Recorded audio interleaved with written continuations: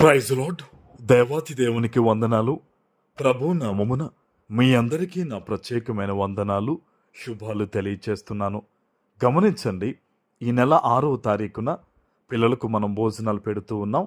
ఈ మంచి కార్యక్రమం నిమిత్తం ప్రార్థించండి. ఈ దినము కొరకు ఏర్పాటు చేయబడిన దేవుని వాగ్దానము 128వ కీర్తన 3వ వచనము. నీ లోగిట నీ భార్య ఫలించు ద్రాక్షావల్లి వలె ఉండును, నీ భోజనపు బల్ల చుట్టూ నీ పిల్లలు ఒలీవ మొక్కల వలె ఉందురు. దేవుని నామానికి మహిమ కలుగునుగాక. ఈ ఉదయకాల సమయంలో సర్వ సృష్టికర్త అయిన నీ తండ్రి నిన్ను ఆశీర్వదిస్తూ ఉన్నారు. ఆమెన్. ఎంత గొప్ప వాగ్దానం ఈ దినం నీకు ఇస్తూ ఉన్నారంటే, నీలోగిట అనే మాటను జ్ఞాపకం చేసుకోండి. నువ్వు ఏదైతే ఒక సంసార జీవితాన్ని నడిపిస్తూ ఉన్నావో, లేదా ఒక కుటుంబ భారాన్ని నువ్వు మోస్తూ ఉన్నావో, నీ దేవుడు నిన్ను చూచిన నీ తండ్రి నిన్ను ఆశీర్వదిస్తూ ఈ మాట పలుకుతూ ఉన్నారు. నీ కుటుంబము ఈ దినము దేవుని చేత దీవించబడబోతూ ఉంది. ఆమెన్. ఒకవేళ నీ కుటుంబములో నీ బిడ్డల విషయంలో కానీ, నీ భర్త విషయంలో కానీ, నీ భార్య విషయంలో కానీ నీకు ఆందోళన ఉంటే గనక నువ్వేమాత్రం కూడా ఆందోళన చెందొద్దు. ఇదిగో ప్రభు చెప్తున్నారు, నీలోగిట నీ భార్య మరియు నీ భర్త ఫలించేవారిగా ఉంటారంట. ఆమెన్. నువ్వు చేస్తున్న ప్రతి ప్రార్థన కూడా దేవుడు వింటున్నారమ్మా. జవాబు రాలేదని నువ్వు బాధపడొద్దు.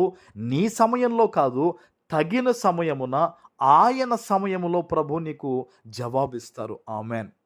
నిన్ను చూచినవాడు నీ కన్నీటిని తుడిచేవాడే తప్ప నిన్ను దుఃఖానికి విడిచిపెట్టేవాడు కాదు.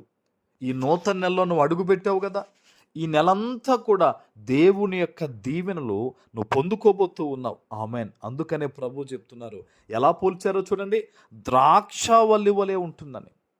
నీ భార్య నీ ఎదుట ఎలా ఉంటుంది? నీ లోగిట ద్రాక్షావల్లి వలె ఫలిస్తుంది. నీ భర్త ఎలా ఉంటాడండి? ఫలింపు కలిగిన వ్యక్తిగా ఉంటాడు. నీ బిడ్డలు ఎలా ఉంటారట?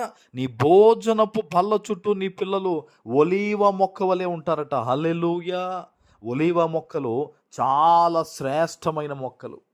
అట్టి రీతిగా నీ బిడ్డలను ఆశీర్వదిస్తానని పరలోకమందున్న దేవుడు ఈరోజు వాగ్దానం ఇస్తూ ఉన్నారు. ఆమెన్.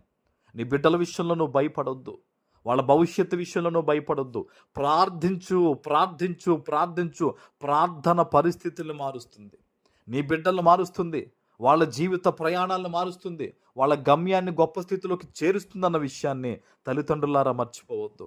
యవ్వన బిడ్డలారా, ఈరోజు ఈ వాగ్దానం వింటూ ఉంటే గనక, నీ తండ్రిని నీవు అనుసరిస్తే, ఆయన నీతి మార్గంలో నడిస్తే గనక, జ్ఞానం ఇచ్చువాడు ఆయనే, కార్యాలు జరిగించువాడు ఆయనే గనక పరిశుద్ధంగా జీవించుట యందు యవనస్తులారా జాగ్రత్త పడండి.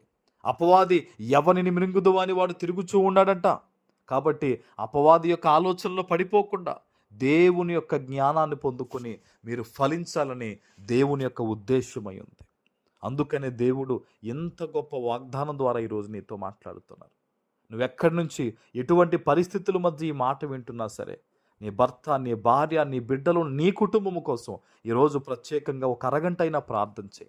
దేవుని సన్నిధిలో మోకరించి ఈ వాగ్దానం, అయ్యా నా కుటుంబంలో నెరవేర్చయ్యా, మా మధ్యన నెరవేర్చయ్యా అని నువ్వు ప్రార్థించు.